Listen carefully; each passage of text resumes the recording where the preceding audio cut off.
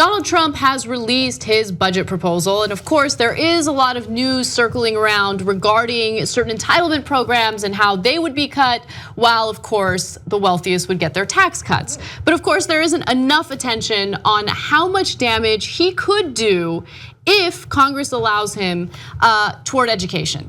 So one of the things that he's focusing on cutting is, of course, funding toward education. He wants to cut the education department's funding by $9 billion, or 13% of the budget approved by Congress last month. Keep in mind, Congress is not very generous to the Department of Education, and so further cuts would be absolutely disastrous to college students and also grade school students. Hundreds of millions of dollars would go toward charter school and voucher initiatives, while another $1 billion in grants would encourage states to adopt school choice policies. Now, I think that might have something to do with the influence of Betsy DeVos, who has been an advocate for charter schools and so-called school choice.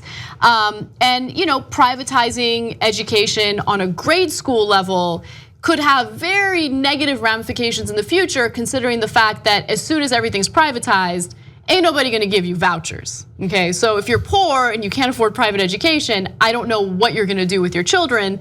But this also impacts college education, because the Department of Education is responsible for giving out things like Pell Grants, subsidizing student loans, things like that. And considering the fact that student loan debt has surpassed credit card debt, and we're now more than $1.3 trillion in debt with student loans, this could be a huge problem.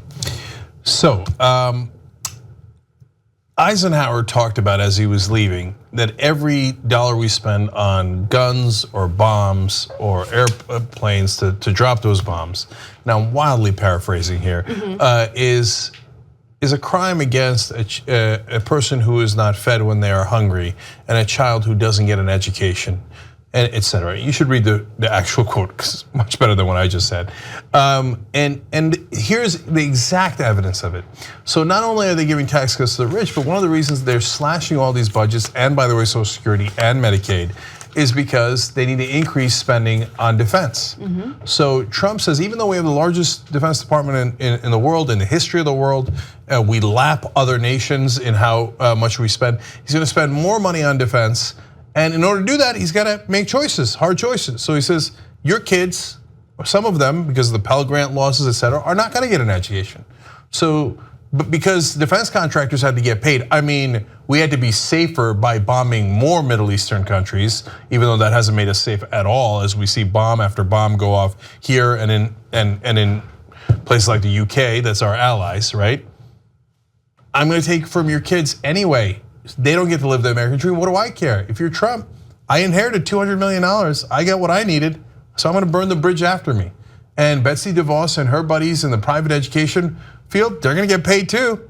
Right? So all those charter schools are gonna get paid. And now in Michigan, we know, that's where Betsy DeVos is from, where she financed a lot of those charter schools. They did worse than public schools, but then Betsy DeVos buried that information.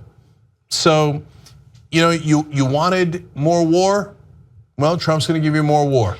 You wanted less education, you wanted less American dream for your own kids? That's what Trump's gonna give you. Also keep in mind that this isn't going to impact, this isn't only going to impact people who go to traditional colleges, right? One thing that Trump and Republicans in general at least pretended to care about was supporting trade schools and education that's more focused on a specific profession, as opposed to going to a traditional four-year college and then grad school and all that. But understand that he wants to cut funding for those trade schools as well. He wants to cut state grants for career and technical education by $166 million, and nearly halve funding for the roughly $1 billion federal work study program. I thought that was bootstraps. You're working and studying at the same time. They pretended to want to support that, but while you weren't looking, they cut it. So $9 billion in cuts to education is devastating. And that's exactly what we're gonna get. And there's, at this point, because Trump's in charge, nothing we can do about it. And it's not just Trump, by the way. These are Republican priorities. So you think it's gonna get better after Trump is put in prison and Mike Pence takes over? It's not gonna get any better. Mike Pence agrees with these priorities. So they're gonna keep on giving tax cuts to the rich and giving you more war if you keep electing Republicans. Meanwhile, your kids are denied that American dream. And also keep in mind that our jobs yes, some of them are being outsourced, some of them are being shipped abroad, but a lot of jobs are being, taken over by automation.